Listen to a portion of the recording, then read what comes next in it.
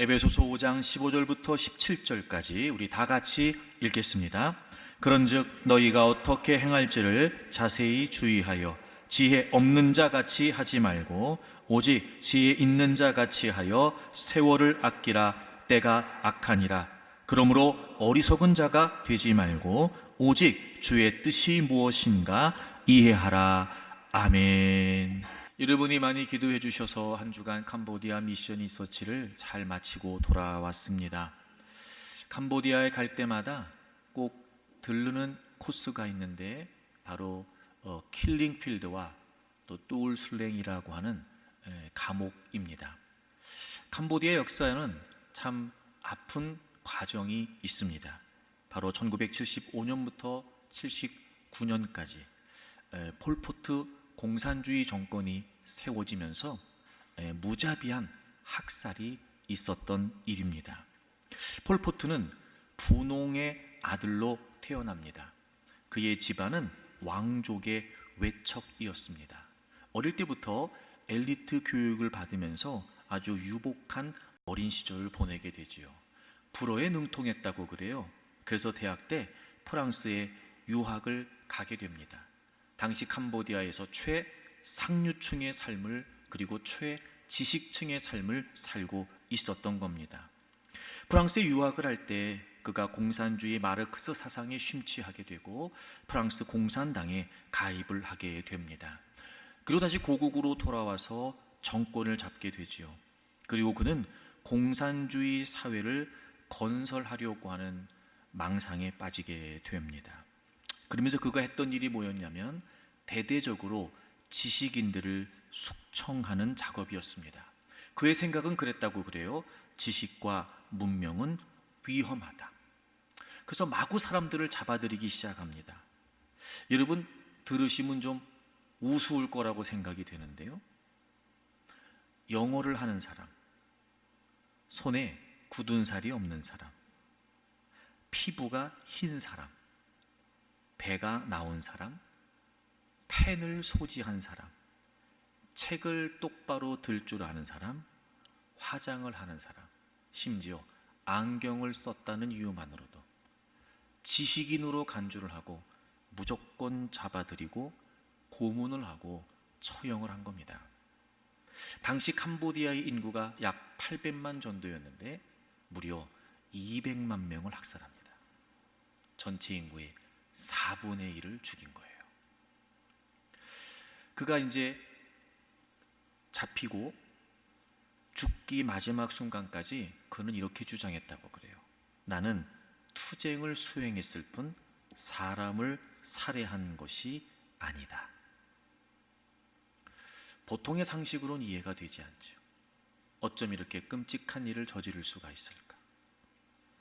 지식, 교육, 학습 등을 통해 사람이 가지는 정보와 기술을 포괄하는 의미입니다.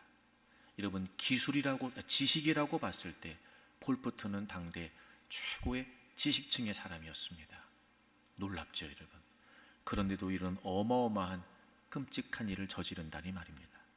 무엇이 문제였을까요? 지혜. 사람, 사물, 상황을 깊이 이해하고 깨달아서 자신의 행동과 인식, 판단을 이에 맞추는 것입니다. 즉 사고하고 분별하고 통찰하는 지혜가 없었던 겁니다. 해박한 지식은 있었을지 모릅니다. 하지만 현명한 지혜는 없었던 겁니다. 이론적인 지식은 충분했을지 모릅니다. 하지만 실제적인 지혜가 그에게는 없었던 겁니다. 그런 걸 보면 인생을 살면서 많은 지식과 정보가 필요한 걸 부정할 수는 없지만 그 모든 것들을 사회에 그리고 또 다른 사람들과 함께 또 우리 같은 경우는 어떻게 하면 믿음 안에서 그걸 적용하고 활용할 수 있는 그렇게 할 수 있는 지혜가 그 무엇보다도 필요하리라고 믿습니다. 사랑하는 교우 여러분, 저는 우리 모두 지식만큼이나 지혜 있는 사람들이 되기를 바랍니다. 정보가 다양하게 무수하게 쏟아지고 있는 이 시대에 그런 것들을 습득하고 학습하는, 그래서 쌓여져가는 지식도 필요할지 모르지만 그 모든 것들을 분별하고 또 사고하고 그래서 통찰하는 지혜도 우리 모두에게 있기를 바랍니다. 성경 역시 우리에게 지혜 있는 삶을 살도록 권면하고 있지요. 오늘 본문 에베소서 5장 15절을 보시면 참 독특한 관점이 등장합니다. 그런즉 너희가 어떻게 행할지를 자세히 주의하여 지혜 없는 자 같이 하지 말고 오직 지혜 있는 자 같이 하라, 이렇게 얘기해요. 성경은 오늘 인생을 두 부류로 나누고 있는 겁니다. 지혜 있는 삶과 지혜 없는 삶으로 말이죠. 여러분, 모든 사람들이 삽니다. 생각하고 판단하고 그리고 말하고 행동하죠. 이 둘 중에 하나라는 거예요. 지혜가 있느냐 지혜가 없느냐. 모두가 다 사는데 지혜 있게 사는 사람도 있고 지혜 없이 사는 사람도 있다는 거예요. 모두가 다 생각해요. 그러나 지혜 있는 생각이 있는 반면 지혜가 없는 생각도 있다는 거예요. 결정이 그렇고 행동이 그렇습니다. 지혜가 있느냐 지혜가 없느냐, 둘 중에 하나라는 거예요. 사랑하는 교회 여러분, 여러분은 어떠십니까? 지혜 있으십니까? 지혜 없으십니까? 지혜 있는 삶을 살고 있습니까? 아니면 지혜 없는 삶을 살고 있습니까? 우리 모두 성경이 권면하고 가르치고 있는 것처럼 지혜 없는 인생이 아니라 지혜 있는 인생이 되기를 바랍니다. 그렇다면 여러분, 지혜 있는 삶이 뭘까? 어떻게 사는 것이 과연 지혜 있는 삶일까? 지난 주일에 첫 번째 말씀을 나눴어요. 지혜 있는 삶이 뭐라고요? 삶과 정체성이 일치하는 겁니다. 오늘은 두 번째 말씀을 좀 함께 나누려고 합니다. 15절에서 오직 지혜 있는 자 같이 해야 된다라고 권면하면서 성경이 16절에 하나님이 우리에게 이렇게 또 권면하세요. 16절, 세월을 아끼라 때가 악하니라. 세월을 아끼라 때가 악하니라. 여기에서 이 세월이라고 하는 단어는 단순히 흐르는 시간을 의미하지 않고 그 시간들이 제공하는 기회를 말합니다. 기회. 그러니까 여기에서 세월이라는 건 기회를 말해요. 다시 말하면 이런 거예요. 우리가 살아가고 있는 모든 순간순간의 시간들, 그건 바로 저와 여러분에게 주어진 뭐라는 거예요? 기회라는 거예요. 저는 여러분들이 여러분의 삶을 이해할 때 내가 살아가고 있는 거, 이건 생명을 허락하신 하나님께서 내게 주신 기회다라는 인식이 있으셨으면 좋겠어요. 기회입니다. 기회. 여기서 아껴라라고 하는 이 말은 보다도 적극적인 의미를 담지요. 원래 이 아낀다는 말은 무슨 뜻이냐면 돈 주고 산다는 말이에요. 돈 주고 산다. 그러니까 이런 뜻이 되겠죠. 돈을 주고 시간을 사는 자세. 그러니까 우리에게 하나님이 생명을 주셔서 인생이라고 하는 기회를 허락하셨는데, 물론 하나님에 의해 거저 주어진 인생이지만 그럼에도 불구하고 우리는 보다 더 적극적으로 마치 우리에게 주어진 시간과 기회들을 돈을 주고 사듯이 그 모든 기회를 소중히 여기고 그 모든 시간들을 확보하라는 거예요. 이런 거죠. 하나님은 우리에게 인생이라고 하는 기회를 주셨으니까 우린 그 인생에 대한 어떤 태도를 가져야 돼요? 마치 내가 필요한 그 무엇을 돈 주고 사듯이, 내 것을 만들듯이 하나님이 내게 주신 그 기회를 보다 적극적으로 확보해야 된다는 거예요. 돈을 지불하고 사는 것처럼 어떤 희생과 대가를 치르더라도 그 기회를 놓치지 말고 나의 기회로 확보하고 활용하라는 거예요. 지혜로운 삶이 뭐냐면 내게 주어진 인생을 하나님께서 주신 기회로 여기고 마치 돈을 주고 그 무엇을 사듯 하나님이 내게 주신 인생이라고 하는 기회를 보다 더 적극적으로 확보하라는 거예요. 사실 이 앞의 내용만 가지고는 이게 무슨 뜻인지 좀 애매모호합니다. 근데 그 뒤의 내용을 보면 이게 무슨 의미인지가 좀 더 명확해져요. 그 뒤에를 보세요. 세월을 아끼는데 때가 악하다는 거예요. 그러니까 세월을 아껴야 되는 이유가 뭐냐면 때가 악하기 때문이라는 거예요. 여러분, 여기서 이 때라고 번역된 이 단어는 시대 혹은 세대를 말합니다. 자, 이 시대, 우리가 살고 있는 이 세대, 그 시대가 악하다는 거예요. 여기서 이 악하다라고 하는 말은 단순히 악한 행동을 의미하는 것이 아니라 앞에 나오는 때, 이 시대가, 이 세대가 악하다, 즉 이 시대의 특징을 설명하고 있는 거예요. 우리가 성경에서 이런 때와 관련된 이야기들을 좀 잘 이해할 필요가 있는데, 세대 혹은 때, 그리고 제가 여러분에게 그런 말씀 많이 드렸잖아요. 종말, 말세. 그러니까 사실 성경에서 우리에게 때라고 이야기하는 건 대부분 비슷한 의미를 가져요. 주님의 초림과 주님의 재림 사이, 우린 이 시대를 살고 있어요. 주님의 초림과 주님의 재림. 성경은 이 모두를 다 통틀어서 마지막 혹은 종말 혹은 세대 혹은 때, 이렇게 설명하고 있는 거예요. 그러니까 우리 모두는 주님의 초림과 주님의 재림 사이에 지금 살고 있어요. 근데 이 시대의 특징이 뭐라고요? 악하다는 거예요. 그러니까 어떻게 하라고요? 우리에게 주어진 이 인생이라고 하는 기회를 그런 시대에 사는 우리에게 하나님이 허락하신 기회로 여기고 살라는 거예요. 먼저 왜 이 시대는 악한 걸까 그럼? 아니, 하나님이 살아계시는데 왜 악한 걸까? 에베소서에 있는 것처럼 하나님의 허용, 그리고 하나님이 정하신 범위, 그때까지 이 세상은 공중의 권세를 잡은 사단에 의한 영향력이 있기 때문에 그래요. 그리고 왜 이때가 악하다고 말하느냐? 점점 시간이 흐르면서, 즉 주님의 초림과 주님의 재림 사이에서 그 주님의 재림을 향해 가면 갈수록 이 시대에 활동하는 악의 세력들이 점점 더 활발하게 활약을 한다는 거예요. 자, 우리가 이걸 좀 이해할 필요가 있어요. 자, 요한계시록 12장을 찾겠습니다. 자, 요한계시록 12장 12절을 보세요. 그러므로 하늘과 그 가운데 거하는 자들은 즐거워하라. 그러나 땅과 바다는 화 있을진저. 그러니까 이 세상을 말하는 거예요. 이유가 뭐냐면 마귀가 자기의 때가 얼마 남지 않은 줄 알므로 크게 분내어 너희에게 내려갔다는 거예요. 자, 하나님이 허락하시는 허용 범위 내에서 그때까지 마귀는 이 공중의 권세를 잡고 있어요. 그런데 마귀가 알아요.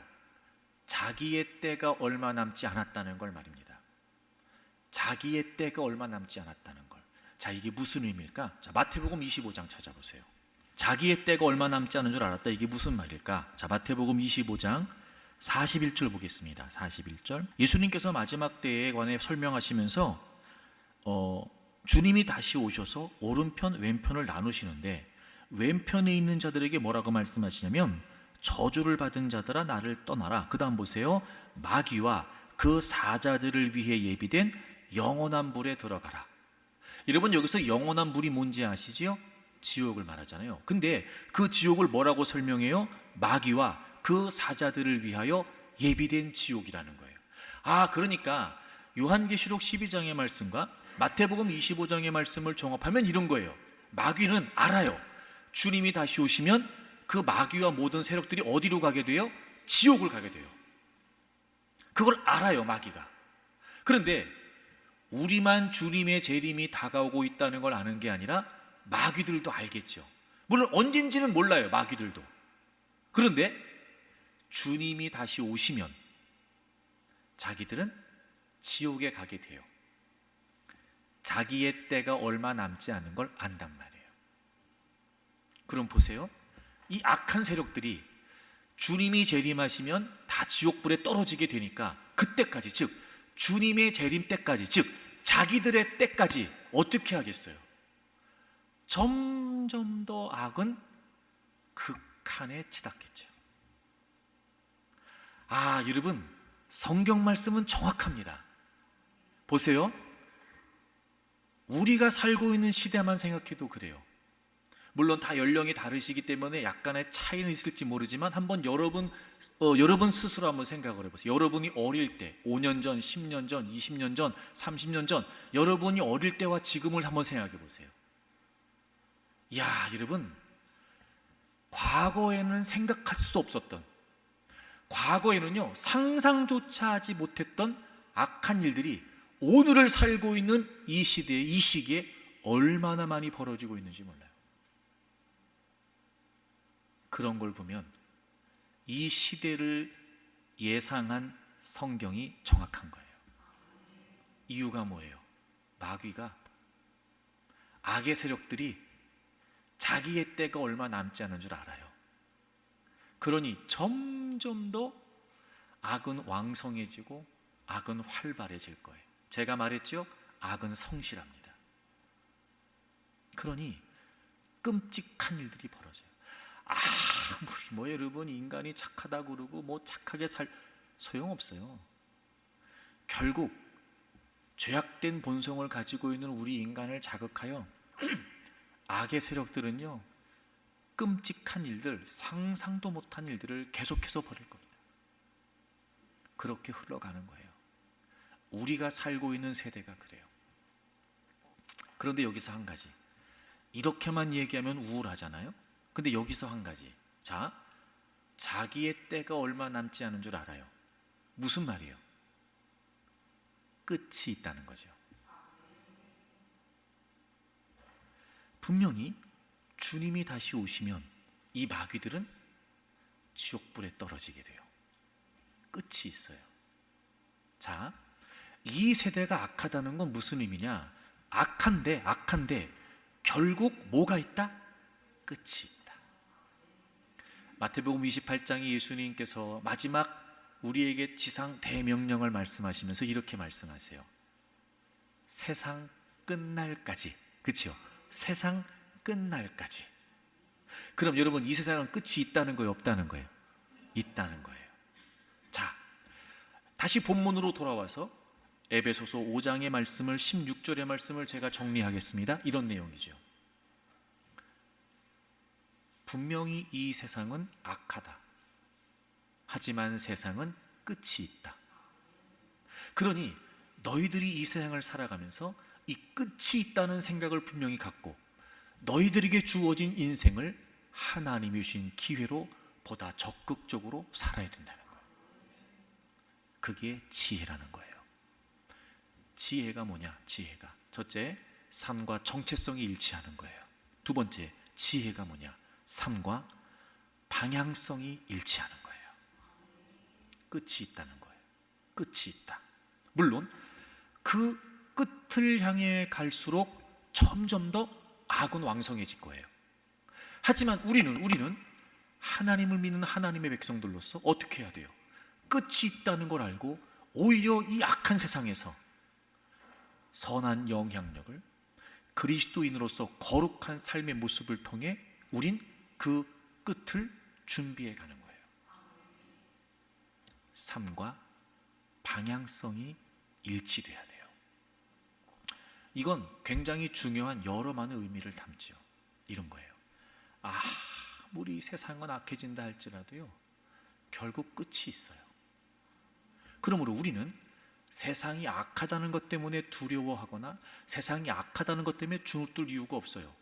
아무리 그래봐야 하나님의 주권 아래에 있고, 하나님의 주권 아래에 있고, 그리고 주님이 다시 오시는 그 하나님의 때, 주님의 재림의 때가 되면 끝나요. 두려워할 이유가 없어요. 두려워할 이유가 없어요. 또 하나, 오히려 그렇기 때문에 보다 더 적극적으로 이런 악한 시대를 살고 있는, 이런 악한 세대를 살고 있는 우리가 더 깨어서 내가 어떻게 하면 하나님 백성다운 삶을 살 수 있을까? 내가 어떻게 하면 이 마지막 끝을 향해 가고 있는 이 시대 속에서 내가 어떻게 하면 나에게 주신 인생을 하나님의 기회로 여기고 내가 적극적으로 하나님의 사람답게 살아갈 수 있을까? 삶과 정체성이 일치한다는 것이 어떻게 라고 하는 의미라면, 삶과 방향성이 일치한다는 것은 무엇을에 해당되는 표현이에요. 그게 바로 지혜 있는 삶입니다. 여러분 잘 아시겠지만 인생은 속도보다 방향이 중요합니다. 방향. 종종 우리의 인생을 사막과도 같다 이렇게 이제 비유를 한단 말이에요. 여러분, 우리가 만약 사막을 횡단한다면 정말 그 사막에서 필요한 건요, 지도가 아니고 나침반이랍니다. 왜냐하면 아무리 정밀한 지도가 있다 할지라도 이 사막이라고 하는 속성이 바람 한 번 불면 있던 언덕도 없어지고 없던 길도 생겨난다는 거예요. 그러니까 사막에서는요, 사실 지도가 그렇게 의미가 있지 않다 그래요.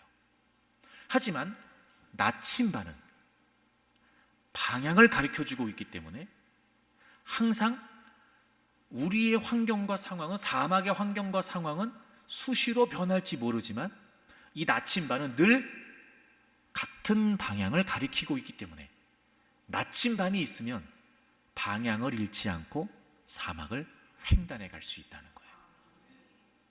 여러분, 우리 인생이 그래요. 시대는 변해요. 상황도 바뀌어요.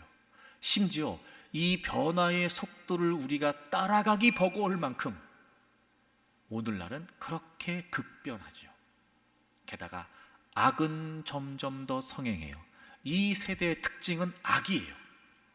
그러니 때론 여러분, 우리가 갈피를 못 잡는 거예요. 어떻게 해야 될지를 모르겠는 거예요. 무엇을 해야 되는지도 까먹고 살아요.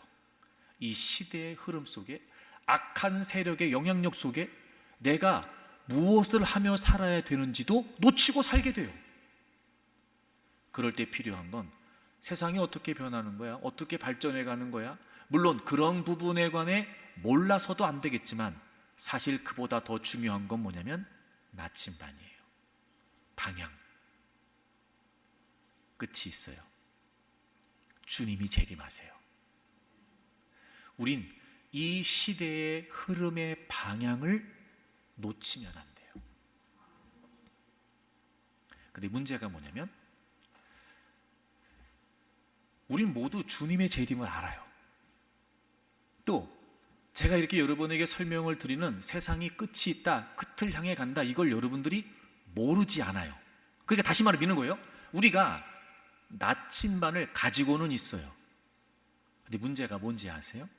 여러분, 나침반을 가만히 보면은요, 아주 독특한 특징이 한 가지 있어요. 그게 뭐냐면 고장나지 않는 한 나침반은 항상 그 바늘 끝이 흔들립니다. 계속 그 바늘 끝이 떨어요. 이게 무슨 의미겠어요? 그 방향을 향해 가는 거예요. 계속. 제가 보기엔 이런 것 같아요. 우리가 나침반을 가지고 있는데 나침반이 고장난 거예요. 주님의 재림을 알아요. 세상이 끝이 있다는 것도 알아요. 개인적으로는 내 인생도 끝이 있다는 걸 알아요. 마치 내가 나침반을 가지고 있는 것과 같은 거죠. 근데 이 나침반이 고장난 거예요. 바늘이 떨질 않아. 다시 말하면 나침반이 있는데 나침반이 그 방향을 가리키기 위해 살아있지 않은 거예요. 성경에 표현되어라면 이런 의미겠죠. 잠들어 있는 거예요. 깨어있지 않은 거예요. 그러다 보니 주님의 재림, 세상의 끝이라고 하는 나침반은 가지고 있는데 이게 무용지물인 거예요. 그 방향을 가리키질 못하네.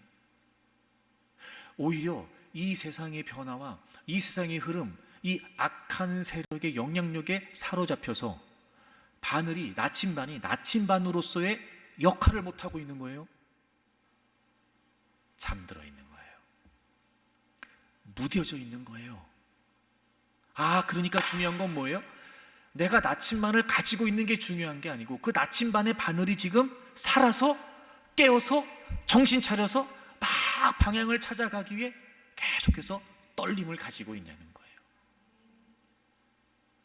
지혜는 삶과 방향성이 일치하는 건데, 정말 그 방향성, 이 세상의 시간이, 이 세대가 결국 끝, 주님의 재림을 향해 가고 있다는 게 분명하다면 우리는 늘 깨어서 주님의 재림, 세상의 끝, 나는 그 속에 살고 있지, 이 의식이 우리에게 마치 고장나지 않은 나침반이 계속해서 그 방향을 가리키기 위해 계속 떨고 있는 것처럼, 흔들리고 있는 것처럼 늘 우리는 이 세상 속에서, 이 흐름 속에서 끊임없이 주님의 재림이라고 하는, 세상 끝이라고 하는 이 나침반의 바늘이 살아있어야 돼요. 여러분이 성경 하나 찾아보실까요? 데살로니가전서 5장입니다. 참 저는 성경을 볼 때마다 성경이 정말 정확해요. 데살로니가전서 5장을 보세요, 여러분. 5절. 너희는 다 빛의 아들이요 낮의 아들이다. 우리가 밤이나 어둠에 속하지 아니하나니.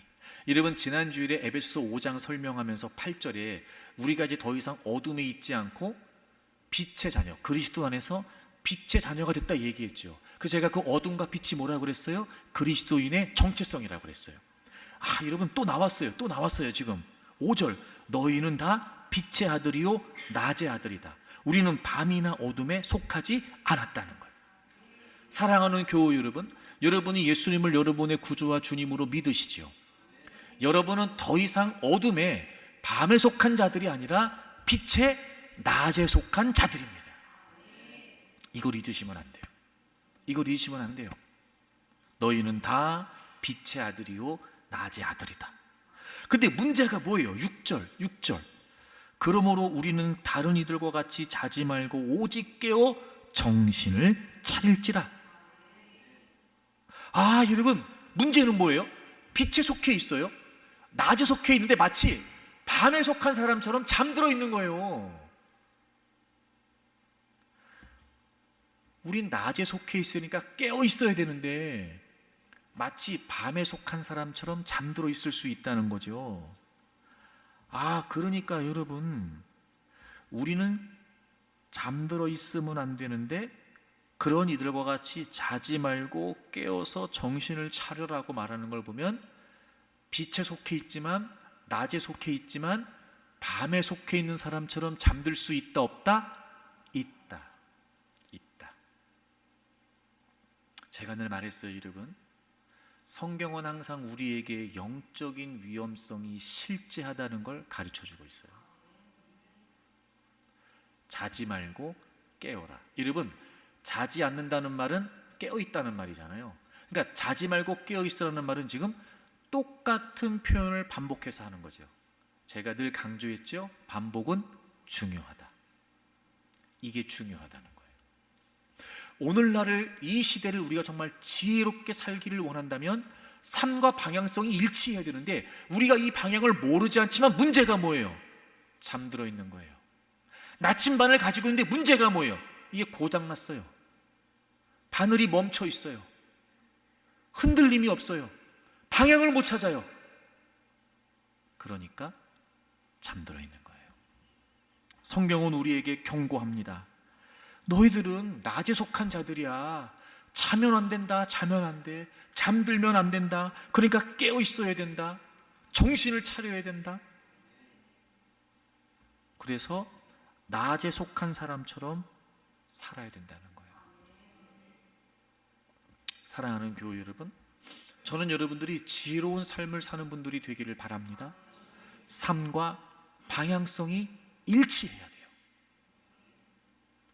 여러분이 너무나 잘 알고 있는 주님의 재림, 여러분이 너무나 잘 알고 있는 세상의 끝, 내 인생의 끝이 있다는 거, 이제 그게 단순히 이론이나 관념이 아니고 여러분의 삶의 실제가 되어서 그 재림, 주님의 재림, 이 세상의 끝이라고 하는 이 방향성이 여러분의 삶에서, 일상에서 구체적으로, 실제적으로 적용하는 삶을 살아야 돼요. 적용하는 삶. 만약 그렇지 않다면 여러분, 우리는 불행한 인생이 되어버리고 말 겁니다. 어리석은 인생이 되고 맙니다. 어리석음의 결과는 분명합니다. 불행이에요. 이런 마태복음 25장에 보면 예수님께서 마지막 때에 관해서 24장에서 설명을 시작하시면서 25장에 넘어오면 우리가 잘 알고 있는 슬기로운 다섯 처녀와 미련한 다섯 처녀 이야기가 나와요. 여러분 보세요. 10처녀 모두 신랑을 기다리고 있었고, 그래서 10처녀 모두 등을 가지고 있었어요. 그죠? 10처녀 모두 신랑을 맞이하고 있었고, 10처녀 모두 신랑을 기다리고 있었고, 10처녀 모두 등을 가지고 있었다는 거예요. 근데 신랑이 생각보다 더디 오는 거예요. 그래서 문제가 뭐였어요? 그 불을 계속 밝히고 있어야 되는데 기름이 떨어지기 시작하는 거예요. 근데 그 중에 5처녀는 기름을 준비하고 있었어요. 근데 그 중에 5처녀는 기름을 따로 준비하지 않았죠. 생각보다 신랑은 더디 오기 시작하고 기름은 떨어지고 등불이 꺼지기 시작해요. 그래서 그 제사 기름을 준비하려고 했으나 그들이 기름을 준비하기에 떠나간 사이 신랑은 도착을 하게 되죠. 여러분, 그 예수님의 비유는 우리에게 분명히 가르쳐주고 계시는 거잖아요. 신랑이 오기를, 신랑을 맞이하기를 원하는 모든 사람들은 뭐 해야 된다? 준비해야 된다. 근데 여러분 보세요. 자, 마태복음 25장으로 한번 가보실까요? 지혜로운 5처녀는 기름을 준비했기 때문에 문제가 없었는데, 그렇지 못했던 미련한 5처녀들은 기름을 사러 가야 했어요. 10절, 25장 10절, 그들이 사러 간 사이에 신랑이 오므로 준비하였던 자들은 함께 혼인잔치에 들어가고 문은 닫혔어요. 여러분, 혼인잔치에 슬기로운 지혜로운 5처녀는 들어갔고 문이 닫혔어요. 문이 닫혔어요. 그래서 그 다음 보세요. 11절, 그 후에 남은 처녀들이, 즉 미련한 5처녀, 그렇죠? 기름을 사러 갔던 미련한 5처녀, 준비하지 못했던 미련한 5처녀들이 와서 주여 주여 우리에게 열어주소서. 문 닫혔으니까 열어달라는 거예요. 근데 12절, 대답하여 이르되 진실로 너희에게 이르노니 내가 너희를 알지 못하노라. 13절, 그런즉 깨어 있으라. 너희는 그날과 그때를 알지 못하노라. 깨어 있다는 게 무슨 말이에요? 준비하는 거예요. 이런 거죠. 미련한 5처녀는 준비하지 못했어요. 근데 그걸로 끝이 아니에요. 그래서 준비하지 못했던 5처녀는 미련만 남아요. 이게 불행한 거예요. 이런 거예요. 아예 신랑을 맞이하지 않으면 상관이 없어요. 아예 신랑을 기다리지 않는 사람이면 상관이 없다고요. 근데 신랑을 기다렸잖아요. 신랑을 하기 위해서 있었잖아요. 근데 깨어있지를 못했어요. 준비하지를 못했어요. 미련한 5처녀는 준비하지 않았어요. 미련하다는 게 무슨 말이에요? 준비하지 않는 거예요. 삶과 방향성이 일치하지 않는 거예요. 일치한다면 준비해야 돼요. 깨어 있어야 돼요. 준비하지 않았기 때문에 결국 미련만 남아요. 불행해요. 근데 이 불행은 영원한 불행이 돼요. 그래서 미련한 거예요. 이런 거죠. 주님은 다 알려주셨어요. 어떻게 해야 되는지도 가르쳐 주셨어요. 그런데 준비하지 않아요. 깨어있지 않아요. 결국 영원한 불행으로 끝나요. 그 혼인잔치에 들어갈 수가 없어요. 주님, 주님 문 열어주세요. 주님의 대답은 딱 하나예요. 난 너네들 모른다. 이게 무슨 말이겠어요? 정말 주님을 아는 사람은 주님의 재림을 깨워서 준비하는 사람이에요. 나침반이 있어요. 이게 고장 나버린 거예요. 바늘이 떨지를 않아요. 사랑하는 교우 여러분, 여러분이 빛의 자녀로, 낮의 아들로 정말 깨어서 삶과 방향성이 일치하는 삶을 살고 있는지 점검하십시오. 제가 누차 여러분에게 그런 말씀 드렸어요. 우리에게 오늘은 오늘을 위한 오늘이 아니에요. 우리에게 오늘은 내일을 위한 오늘이 돼야 돼요. 자, 그럼 삶과 방향성이 일치해야 되는데, 이 삶과 방향성이 일치하기 위해 우리는 우리에게 주어진 인생이라고 하는 기회를 적극적으로 우리가 돈을 주고 사듯이 확보해야 돼요. 이게 무슨 의미냐? 뭐 하라는 거냐? 그럼 뭐 하라는 거냐? 자, 마태복음 24장 14절 우리 다 같이 읽습니다. 시작. 이 천국 복음이 모든 민족에게 증언되기 위하여 온 세상에 전파되리니 그제야 끝이 오리라. 아멘. 여러분, 이 세상은 끝이 있습니다. 그렇죠? 끝이 있어요. 이제 주님의 재림이고 그게 끝이에요. 물론 악은 점점 성행할 거예요. 하지만 그럼에도 불구하고 우린 그거에 마음 쓰거나 그거에 두려워하거나 그것 때문에 전전긍긍할 필요가 없어요. 왜? 끝이 있거든요. 끝이 있거든요. 그럼 그럼에도 불구하고 이런 악한 짓, 점점 악이 극에 치닫는 이 시대를 살면서, 그럼 우리는 어떻게 삶과 방향성이 일치하는 삶을 사느냐? 그 끝에 관해 예수님께서 분명하게 설명해 주셨어요. 그 끝이 뭐예요? 천국 복음이 모든 민족에게 증언되는 거예요. 그게 끝이에요. 그럼 이런 거죠. 큰 틀에서는 그래, 세상은 끝이 있다. 악의 세력도 끝이 있다. 주님은 다시 오신다. 근데 구체적으로 이 끝이라고 하는 이 시간을, 이 시대를, 그리고 모든 역사를 주관해 가신 하나님의 시간표는 끝을 향해 가고 있는데, 그 속에서 하나님은 뭘 하고 계신다는 거예요? 하나님 나라의 복음이 땅 끝까지 증거되는 일을 위해 일하고 계시는 거예요. 그리고 모든 민족에 의해 하나님 나라 복음이 증거되면 어떻게 돼요? 끝이 돼요. 그러니까 우리에게 주어진 인생을 기회로 여기고 보다 더 적극적으로 살라는 건, 악이 성행하기 때문에, 이 시대의 특징 때문에 두려워하고 주눅들고 불안해하면서 전전긍긍하면서 살아라, 이게 아니고, 보다 더 적극적으로 우리는 하나님의 관점으로, 하나님 나라의 관점을 가지고 어떻게 하면 땅끝까지 하나님의 복음이 증거될까, 그 일을 위해 사는 거예요. 그 일을 위해. 다시 말하면 이런 거예요. 지혜는 삶과 정체성이 일치하는 거예요. 어떻게 내가 하나님 백성으로 사는 거예요. 지혜로운 삶은 뭐예요? 삶과 방향성이 일치하는 거예요. 무엇을? 하나님 나라 복음을. 하나님 나라의 관점이 명확해야 됩니다. 이 세상을 바라보는, 여러분의 인생을 바라보는 우리 그리스도인의 삶의 관점은 딱 하나예요. 하나님 나라의 복음입니다. 이번에 캄보디아에 가서 지방에 있는 교회, 제가 이제 여러분 이렇게 말씀드렸잖아요. 막 6시간 왕복, 4시간 왕복, 이제 그 푸놈펜에서 그만큼 떨어진 지방에 있는 그런 선교지였어요. 그 3시간 걸려서 간 그곳은 그 교회 마을까지 차가 못 들어가는 거예요. 큰 차가 25인승이 못 들어가요. 큰 길에 세워놓고 그 선교사님이 타는 그 사륜구동 픽업을 이제 그 앞에까지 가지고 나오셨어요.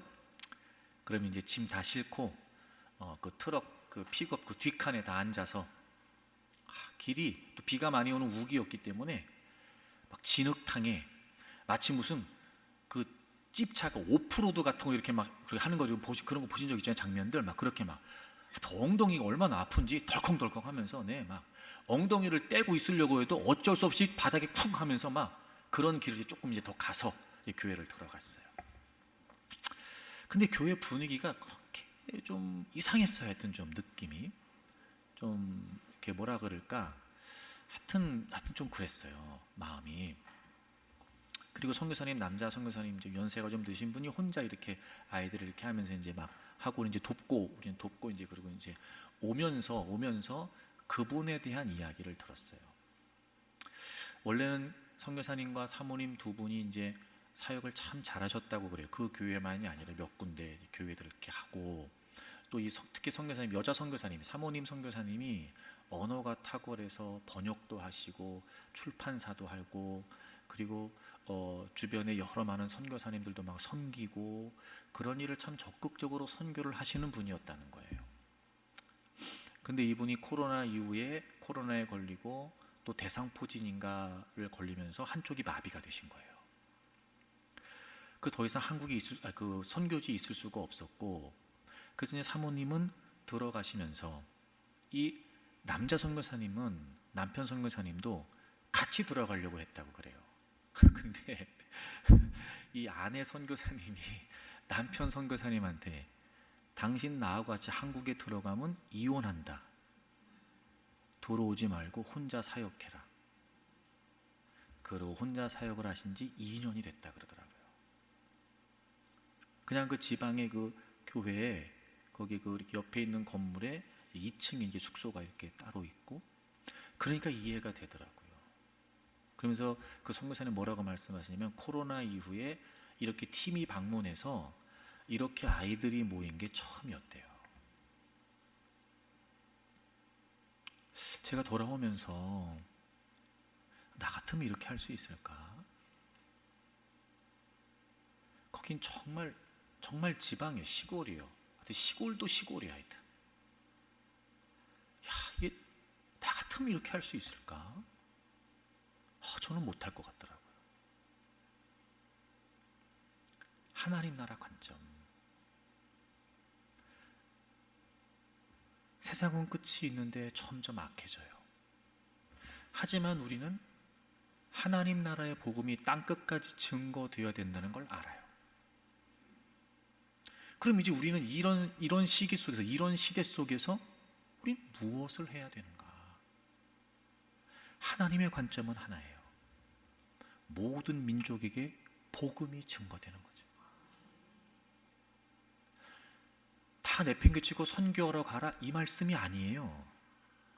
여러분이 있는 곳에서, 여러분의 상황에서, 그리고 무엇보다 하나님의 부르심을 따라, 과연 우리는 어떻게 이 악한 시대를 하나님 나라의 복음이 확장되는 일을 위해 살아갈 수 있을까? 그게 지혜입니다. 그게 지혜입니다. 절대로 여러분 세상의 가치와 절대로 여러분 세상의 즐거움과 세상의 낙에 우리가 휩쓸리면 안 돼요. 끝납니다. 진정한 삶의 의미와 가치는 거기에 있지 않습니다. 끝이 있다니까요. 주님은 다시 오신다니까요. 그리고 이 역사를 이끌어 가신 하나님의 관점은 하나님 나라 복음이에요. 그럼 여기에서 나는 뭘 해야 될까를 고민해야 됩니다. 나는 준비하고 있나? 나는 지금 깨어 있나? 주님이 오신다는 건 알고 있는데 마치 고장난 나침반처럼 내 나침반에, 남과 북을 가리키고 있는 내 나침반은 지금 멈춰 있는 게 아닐까? 나는 하나님 나라 백성으로서, 나는 하나님 나라 복음을 위해 살고 있는가? 난 지금까지 무엇을 위해 살았나? 지금까지 살아온 내 인생의 흔적은 어떤가? 그래서 지금 내 인생은 뭐가 남아있는가? 여러분 고민해야죠. 준비하지 못한 미련한 5처녀는 미련만 남아요. 여러분 미련만 남습니다. 근데 아무리 미련을 가져도 소용이 없어요. 문이 닫혔어요. 안 열려요. 문이. 그대로 영원한 불행입니다. 주님이 언제 오실지 모르죠.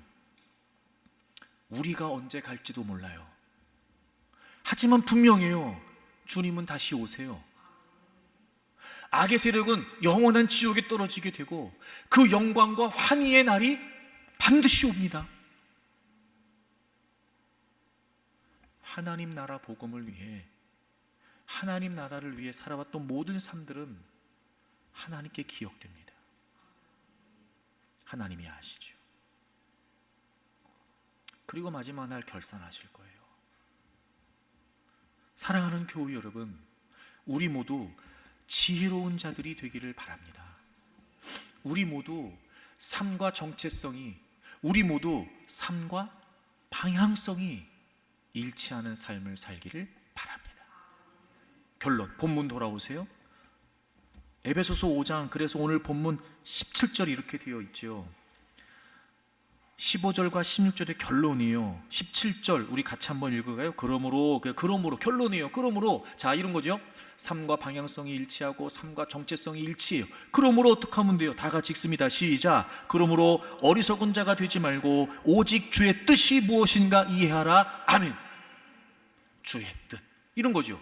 왜 나를 존재케 하실까? 주의 뜻. 하나님은 어떤 이유로 나를 부르셨을까? 주의 뜻. 오늘을 살고 있는 나에게 하나님은 뭘 하라고 하시는 걸까? 주의 뜻. 나에게 이런 다양한 많은 재능을 주셨고, 환경을 주셨고, 경험을 주셨고, 경력을 주셨고, 그리고 나에게 이런 건강을, 재물을, 재능을 왜 주신 걸까? 주의 뜻. 주의 뜻. 물론 그 뜻의 결국은 뭐예요? 하나님 나라. 하나님 나라. 그런 그 하나님 나라를 위해 존재케 하시는 그분께서 내가 뭘 하기를 원하시는 걸까? 나는 어떻게 살아야, 무엇을 위해 하며 살아야 될까? 주의 뜻, 주의 뜻. 오직 주의 뜻이 무엇인지 분별하고 이해하라는 거예요. 그걸 모르면 어리석은 거예요. 살아요, 다 여러분. 생각도 하죠. 고민도 해요. 선택하고 결정하고 행동합니다. 둘 중에 하나예요. 지혜가 있느냐, 어리석으냐. 주의 뜻, 주의 뜻. 여러분 한 분 한 분을 향하신, 여러분 한 분 한 분의 인생을 향하신 주님의 뜻, 하나님의 나라를 위해 하나님은 왜 나를 부르셨으며, 하나님의 나라를 위해 하나님은 나를 어떻게 쓰시기를 원하시는가? 주의 뜻, 주의 뜻. 왜 내게 건강을 주신 거지? 왜 내게 그런 경험을, 그런 경력을, 왜 내게 그런 학력을, 그런 환경을, 그런 물질을, 그런 재능을 왜 주신 거지? 주의 뜻, 주의 뜻. 주님 다시 오신다고요. 삶과 정체성이, 삶과 방향성이 일치하는 게 지혜로운 삶이에요. 물론 여러분, 누구나 다 잠이 들 수 있고, 누구나 다 깨어있지 못할 수 있고, 정신 차리지 못할 수 있어요. 하지만 제가 여러분에게 한 가지는 약속할 수 있어요. 제가 다른 건 몰라도요, 깨우는 건 잘할 자신이 있습니다. 네. 하여튼 여러분이 잠이 드는 거 괜찮습니다. 그러나 내가 여러분을 자극하여 깨울 때 귀찮아하지 말고 깨기만 하십시오. 여러분이 무뎌져 있을 때, 내가 막 정신 차리라고 할 때, 아유 우리 목사님 자꾸 왜 그래, 그러지 말고, 아 그래 내가 정신 차리지, 그리고 깨어만 나십시오.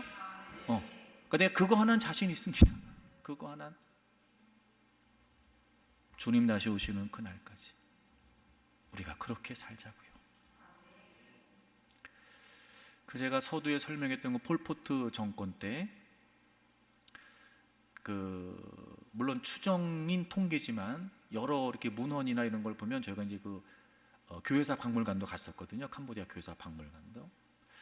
그 폴포트 크메루주 정권 때요, 캄보디아 기독교인의 90%가 사살됐답니다. 90%가. 여러 순교자들의 이야기가 나오는데, 그 중에 하임이라고 하는 분과 그 가족들의 순교 이야기가 전해지고 있어요. 뭐 당연히 이제 기독교인이라는 이유 때문에 체포가 된 거예요. 그 크메루주의 군인들이 더러운 혈통이다, 혁명가의 적이다, 막 이렇게 하면서 그들을 가두고, 그리고 이제 죽음을 앞두고 있었던 이 가족들이 밤새 기도를 했고, 다음날 아침 그 킬링 필드라고 불리는 곳으로 끌려가서 자신들이 묻힐 구덩이를 다 파도록 한대요. 다 팠대요. 그리고 죽기 전 마지막에 이 하임과 가족들이 우리 기도할 시간을 좀 달라. 그래서 그 구덩이 옆에 가족들이 무릎을 꿇고 손을 잡은 채 기도를 했다고 그래요. 기도를 마치고 이 하임이 자기를 죽이려고 하는 그 크메루주 군인들을 보면서 이렇게 얘기했대요. 회개하고 예수님을 구주로 영접하십시오. 그랬대요. 그리고 이제 그들이 그 구덩이에 빠져서 사살을 당하기 직전에 가족들 중에 아들 한 명이 도망을 쳤대요. 뭐 왜 아니겠어요? 살고 싶겠죠. 그래서 군인들이 쫓아가려고 했을 때 이 하임이 부탁을 했대요. 쫓아가지 말고 내가 부를 테니까 쫓아가지 말아라. 제발 부탁이다. 그래서 군인들이 멈췄대요. 이 하임이 아들을 향해 이렇게 얘기했대요. 소리를 지르는 거죠. 어디 숨었는지 모르는 숲에서 지금. 아들아, 그 숲에서 며칠 동안 혼자 살아남는 것이 이 무덤에서 가족과 함께 있다가 천국에서 영원한 자유를 갖게 되는 것과 비교할 수 있겠냐, 그렇게 외쳤대요. 그러자 이 아들이 울면서 숲에서 나와서 가족들에게 돌아왔대요. 물론 전해지는 말에 의하면 놀랍게도 이 군인들 중 누구도 그들을 죽일 수 없었대요. 근데 나중에 하임은, 그 가족들은 순교를 당했고 처형되기 전에 우리는 하나님을 찬양합니다 라고 하는 편지를 남겼다고 그래요. 마지막 순간까지도 하나님 나라의 복음을 전했고, 마지막 순간까지도 주님이 다시 오실 그날을 바라봤고, 결코 죽음이 두렵지 않은, 여러분, 삶과 방향성이 일치하는 삶은 그 죽음 앞에서도 우리에게 강력한 용기가 되고, 삶과 방향성이 일치하는 삶은 그 어떤 극한의 순간에서도 하나님 나라 복음을 전하게 합니다. 이 모습을 보시는 주님께서 얼마나 흐뭇해 하셨을까.